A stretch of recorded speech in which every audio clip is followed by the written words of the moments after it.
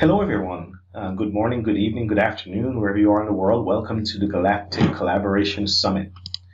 This session is getting started with Microsoft Azure Functions. My name is Fabian Williams, and I am a practice director for the Intelligent Process Automation division at Witham. And Witham is a tax and advisory company based in New Jersey, and I work out of their DC office.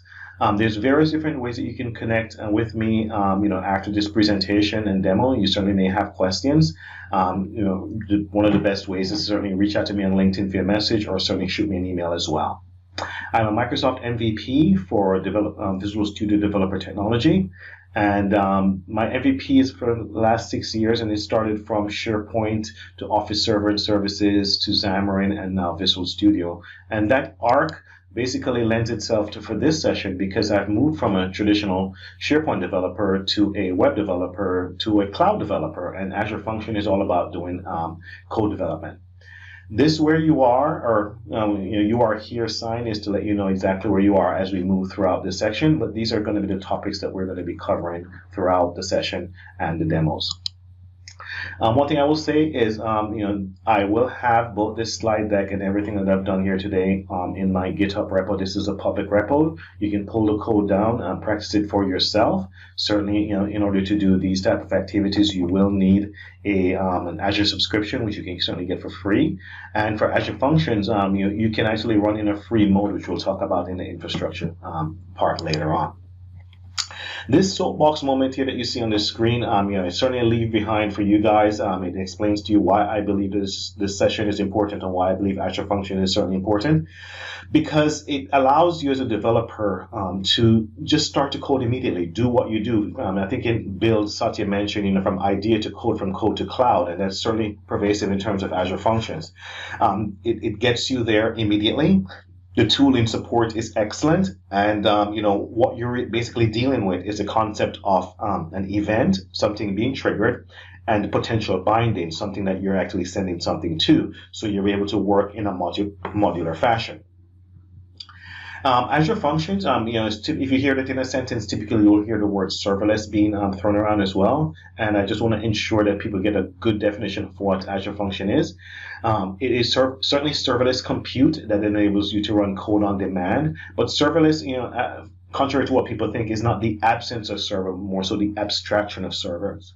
So the servers are certainly going to be there for you, except now it's being handled by a cloud provider, in this case Azure, in this case Microsoft. And all of the resource that you're going to need that you typically would have on a bare metal computer or on a VM, which means you need to make sure that you have the proper CPU, the proper memory, the proper storage. That's all going to be there waiting for you. And what you will do as a developer for Azure Function is scale that at your needs. So if you need more, you add more. If you need less, you subtract. And as I mentioned before, there's going to be a tier that is actually going to be free for you, and we'll talk about it as well. But if you need something with a little bit more oomph, there's a way for you to get that as well. So I like this graphic because it actually tells you how Azure Functions work. If I was supposed to just step back and put this here and not speak, you probably will get it, right? The idea here is that there's a trigger. Something is happening. Either you're clicking a button on a web page that does something, or a file is being dropped into a location and there's some monitoring happening, and it'll pick it up and know that something has happened. But once those triggers happen, you can actually be including input bindings. What do I mean by input bindings? It means that you're sending a payload in addition with that event. And that input binding is pulling that payload into your Azure Function, and you can work on it either as a string text or maybe as a full-fledged object. And you may work on it and then also push that to an output binding. So you take something in from one source and you put it somewhere else in another source, a destination target. Or you may actually just be doing, administrative, or you may be doing, utility tasks where there's no output. So it's certainly going to be whatever you want to do, but trigger, work, and output. So how does it work at a high level? So there's no provision of service, as I mentioned before. The servers are there. You basically determine how much you need. It's fully managed compute platform, scalable and secure. The things I want to call out here, because if you're building something in Azure, you're typically building it in a region. That region, for me in this case is in East US 2 because I'm in Maryland. And, if you wanted to scale this so that, you get the same performance, let's say on the Pacific Northwest, if I was doing something in California or in Washington State, then I could certainly, at a click of a button, scale this so that it'll be in a region there. Or if I wanted this to be global, I can do that as well. And I don't have to provision these servers. The secure part, we'll talk about a little bit later, but just, at a high level, suffice to say, everything is built around Azure Active Directory. So you can certainly employ that as a security model.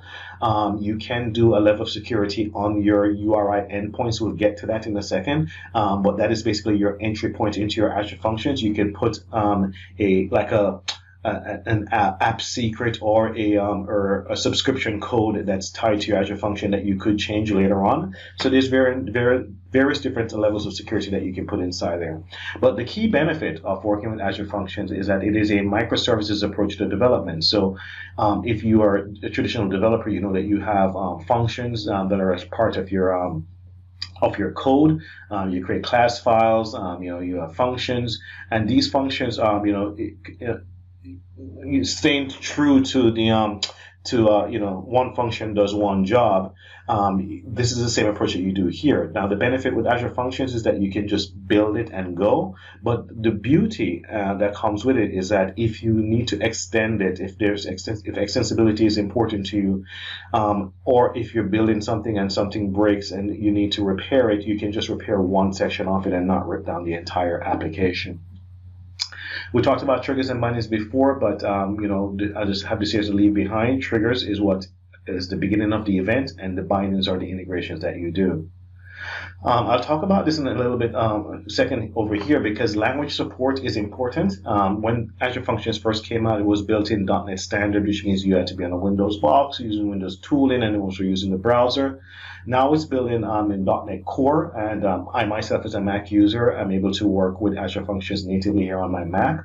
However, there's also language support for JavaScript, maybe in Node, and for Java full-fledged, for PowerShell, and also for Python. And Python is a language that I'm actually, steadily learning and becoming more proficient on because it allows me to do ML and AI, machine learning and artificial intelligence. And in doing, Python in terms of Azure Functions, I can leverage and extend and just do one language for both, my code and my logic, and also my machine learning as well. So language support to bring everyone into the fold is there, so you don't have to be a .NET developer to be able to use Azure Functions. At this point in time, I'm actually going to do a very fast demo and show you something end-to-end. And this demo is going to be about a solution, a community project that I created earlier around sentiment analysis with COVID-19, where I created a solution that uses Azure Functions as the building blocks. So this demo is all about sentiment analysis around COVID-19. And you'll notice by the question it's asking you about how you're feeling, whether you're employed, if you're not employed, whether you're displaced with COVID-19 or not. I'm going to keep this simple and say that I'm currently employed and that I am good, thank you. Am I more anxious today? No. You'll notice some of these questions are also open-ended, and some of them are radio buttons, which means it's a yes or a no. It's Boolean. Physical health, I'm going to say that I am good. How am I feeling working from home? It's becoming harder with home schooling and kids' lessons. And how do you feel about this? Assisting children from home? I like that I can help, but the workload is becoming more of a challenge. See more openness to resistance learning? I say yes. I'm going to say I love Teams and Zoom helps too. All right. And when I do submit here, you'll notice that it is going to take me to a Power BI dashboard, but that's beyond what we're going to be covering here today. But what I wanted to show you is that behind the scenes, there are some Azure functions that's happening. You'll notice here some Azure functions are kicked off. It's tied to the thank you for your feedback. You'll notice here it tells me the text is being sent over is good. Thank you. All right, this is letting me know that everything is being sent over. For the HTTP start, you can see here that the orchestrator has started. And quite a few things are going to be happening behind the scenes here. This is the Cosmos DB part of it. Here, what's happening is that it's being fanning out. We're going to talk about fan out and fanning later on. But right now, behind the scenes, Azure Function is actually working to send this information for text analysis and waiting for it to come back in a batch. So that's why you see 1 went out and 2 went out. There's actually 5. Based on the questions and answers that you see here, there's going to be 5 things that are going to be sent over. This, and that. So typically, what we will see here is, and there's a few more go over, and we will have this now say that there's something successful in Cosmos DB. So let's go over in Cosmos DB real quickly, just to wrap this out, and we'll just refresh this real quickly. We'll say load more,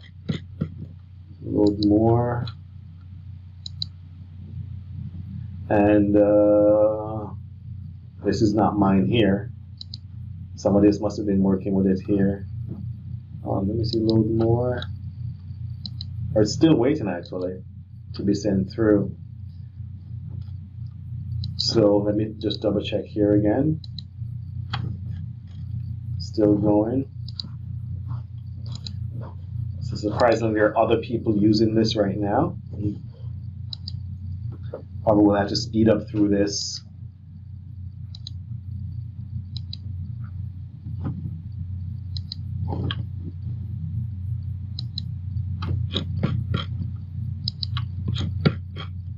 All right, here we go. So here's mine. You can see, there were actually people using this as we're speaking. So we have the entry that I put in. We can see not only is it capturing the text, but it's also capturing the sentiments. You recognize these as my entry points, and this is what feeds basically the Power BI report. So that's my somewhat quick and fast demo. But with that being said, let's talk a little bit now about what triggers are. So if you're looking at the form that I created, we know that the form invocation started by me clicking on that button, and once I clicked on that button, it pushed everything through. What I'm using in this case is an HTTP trigger. So I clicked on something, it's on a website. The response is there via HTTP post in this case, and it sends that payload over. But however, you could be doing something where you're actually running a get. In this case, you want to get something back, and you're using Azure Functions to do it. So in this case, you click on a send. I'm using Postman here as an example, but if you went to this website and click on a send, it would run this URI, and then what you get back, is the same type of login you saw before. And in Azure Functions, you'd have your function here. And then you would have a result that's coming back, with a 200, meaning that it worked correctly, and your payload coming back. And of course, you could be persisting things as you saw me doing in Cosmos DB. There are several other triggers that are there. Too many to really count. One thing to note is that multiple language support. Q trigger, I'll spend a little bit of time on, because Q trigger is where you can put things in, and you can ensure reliability, because if you have a bunch of people working together, then you want to make sure that you can accept all of that information and then queue them one by one. Timer trigger, if you're in a SharePoint world, you can consider this almost as if you're running timer jobs in the old SharePoint days. But you can certainly use Azure Functions in a cloud environment against SharePoint Online, where you can use CSOM, client-side object model, to tie into SharePoint and the graph, and actually have an Azure function run on a timer to do administrative duties. So whereas you can't necessarily do timer jobs in the way that you normally would do it in an on-premises system, here's a way around that. And there's more as well. Bindings, on the other hand, bindings, to a function is a way to declaratively connect to other resources. As in my case, there was Cosmos DB. I took something from a web page and I put it in Cosmos DB. However, you can mix and match different type of bindings to suit your need. You can have a binding that goes to a queue. You can have a binding that goes to an Azure table. You can have a binding that goes to a blob storage. And as you can see here in this example, you have actually a blob storage trigger. In this case, something being dropped into Azure Blob Storage, and the output is actually a queue. If you want to be really, really fancy, you could be doing where you have a queue trigger and then a queue puts stuff into Azure tables or additional queues as well. Now, this, I'll admit right here, is a bad way to do function chaining, which is what I'm doing here. I'm basically accepting one thing and then telling it, go do all of these other stuff. Durable functions is what you're supposed to do that with. And now we're going to enter into durable functions. Now, durable functions is an extension of Azure Function that you write stateful functions. Now, if we were looking at the example that I did before, the one where I said is a bad use case, the reason why I mention that is because if you take something as an input and then you're going to say, okay, now go off and put these into a bunch of different queues, and you're going to just name those queues there, and you're trying to get some type of automaticity or ensure that you have integrity in your solution. What if something breaks in the third item? What do you want to do then? Do you want to roll everything back? Is there a retry queue? Do you want to just continue going? None of that is really defined unless you define it inside your code and do your own error handling. Durable functions allows you to maintain state, and that's what's important when you're working in the cloud, because by definition, if you're working in a RESTful state, then there is no state that's being maintained. However, you can use durable functions in order to get that benefit. There are two very popular, or I guess the most popular durable functions are function chaining, where you're doing one to another, similar to what you saw before. And here's if something does fail, you have retry queues that can actually try it over and over until it does succeed, or until it errors out after X period and then gives you some logging on that.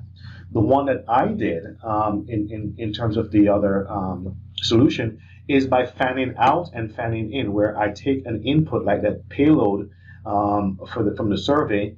I take those 5 items that you saw before, dumped it to to cognitive services, where it's doing text analysis, and because it's the same endpoint, wouldn't it be better to send them all at the same time? So we fan out, it happens, all together, and then it puts it back in an object and then gives it to me as one. In my case, I'm doing a list and an array, and I'm just basically iterating through it. There are others as well, and there's great documentation on how to do that. In terms of infrastructure, I'm just going to thumb this through. When you're working with Azure Function, as I mentioned before, you're going to need an Azure subscription, which you can get for free. You can also run on a consumptive plan, which is for free as well. It's runs on demand, which means it's not going to be the most vibrant and always ready, waiting for you to happen. So you may have to warm it up, for it to actually work and be performant. But you're getting it for free. So if you're just POCing proof of concept in something out, this is a great way to do that. You could up your plan to a premium plan, which is still on demand, but it has pre-warmed workers, so you don't have to wait that long if you haven't used it in a while.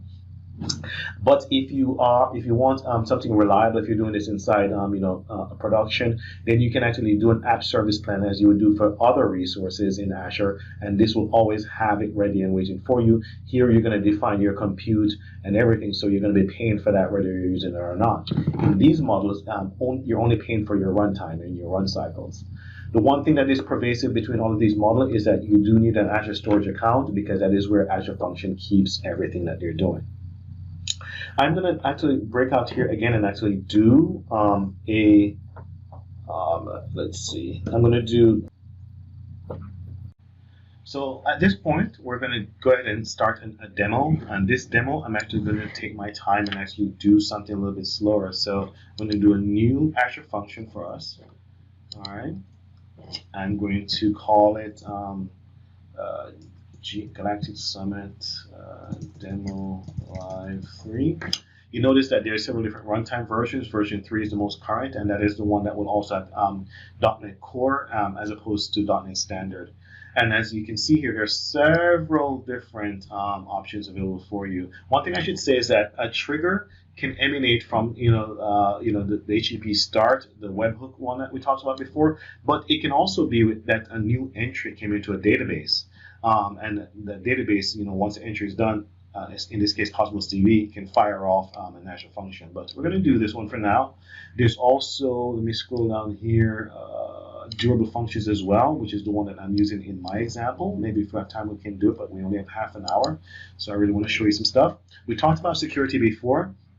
And here's the authorization level. If I do function, this is going to append a GUID behind the endpoint URI. But for this, I'm just going to do anonymous to keep it simple. But that's an endpoint that you can change later on, and in case your item become compromised. So Visual Studio being opened up right now, and if I do nothing, it's actually restoring packages here, pulling stuff down, the dependencies, which you'll see is .NET Core because I'm on my Mac, and it's pulling in the Functions SDK, so I can actually start to use it. Everything is ready and good to go. For this to work, you can see here that is an HTTP trigger. It works on both GET and POST. In fact, let me just go ahead and grab Postman right now as well while we're waiting here. I'll just move this off screen so I can pull it in real quickly. And we can see here that it's waiting for a query string called name. And what it's going to do is going to write out hello name. So I'm going to actually use in the theme of Star Trek, I'm going to say Commander, whatever. I'm going to do a Jean-Luc statement. I'm going to say make it so. Acknowledge.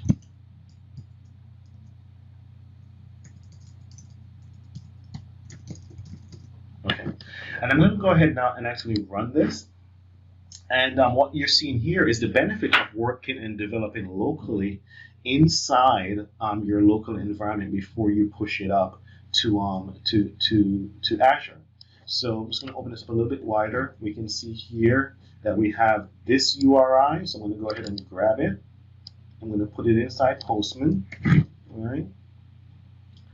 And let me go ahead and create a new one here. Control V, move it over to here so you can actually see what I'm doing.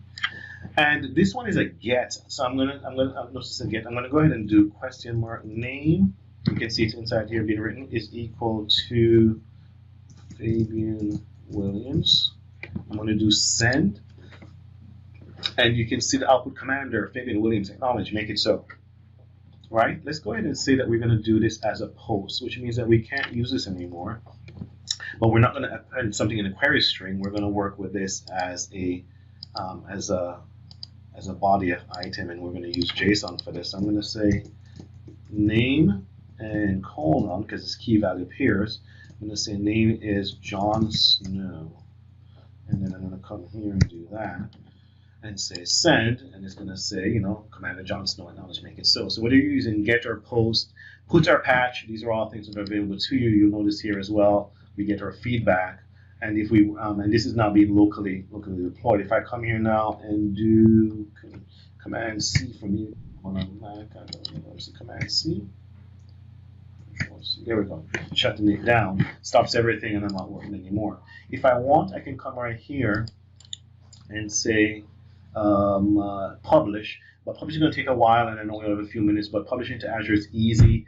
It follows the same principles as you did before. Pull down your publishing profile or sign in and get that done. All right. I also want to show you on the other side. No, I don't want to view updates. That you can also be working with inside Visual Studio traditionally, and the experience is similar to the same. You can come inside here, do an add, and do a new Azure function, and you have the same templates that are going to be there. I'll just do a function one right now. Again, you have all of these options available to you here. Some will ask for a little bit more. One of the things I'll point out here as well is the connection string. As you work with different items, you'll find that you need to provide a connection to get into those sources. So for an event grid, you're going to have a connection string because you need to authorize yourself. I will say, and especially for database as well, that these will be stored in your local settings.json file while you're working locally. But these are things that you're going to have to make sure that you get in Azure, which you can do with a CLI, or you can do manually, to make sure that your app settings are there as well, and never code your solutions inside your code, because that's not best practices. So what this shows you, in fact, I think we do have a little bit more time. Visual Studio. What this shows you, let me just go ahead and scaffold up another one. So a new, close solution, do a new one, a new Azure function, and then do a durable function because I want to talk a little bit about that. Durable function. Let's give it a stupid name real quickly so we can go all the way through. And what we have here is, you'll notice we have three functions. This right here is your orchestration function. This is the guy that is actually going to figure out what to do. This here's your HTTP start. So whenever the durable function start, this guy gets kicked off, and then it calls the orchestrator, all right? The starter calls the orchestrator. The orchestrator can call this function. As you can see, it's calling this function here 3 times. In my case, and let me just go to Chrome real quickly and go to my GitHub page.